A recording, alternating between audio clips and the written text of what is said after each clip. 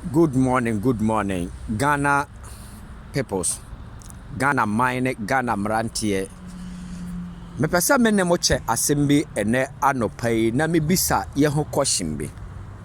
Ghana fo anye atem na medi.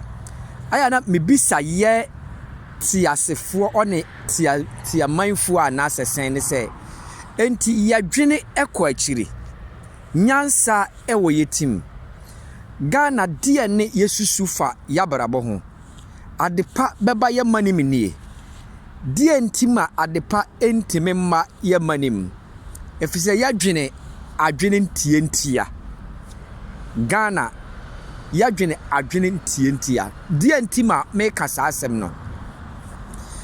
Ghana the politics mienu ama mane no atima asei. The year 2023, we are sibaya to say, buo, ba Ghana, wa you share ya de yensa say, yensa tena, ebe dua bro. Because yen dwene long, ya dwene short. Kane yase Mahamat ya kunjaso onye. Oba yese ne oya nka ye ntunu ma Akufuado emma emese mane no. Ti se Akufuado aba na nwe ase mana. Ha pase bo se Ghana man sanka se Mahama sane metena kunjaso biem. Question na me bi samono do no. Short question. Oni ti ma make se ye ndwene no. Nia ono tia kunjwa ne so ye onye ya atu no.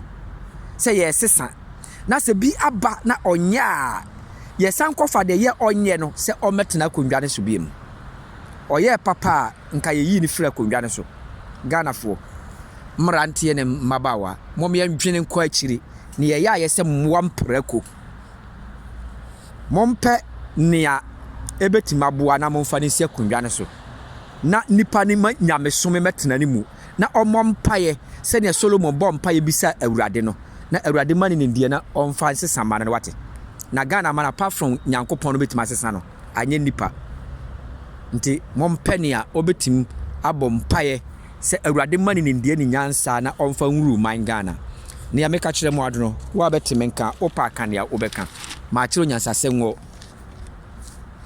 obeboa mo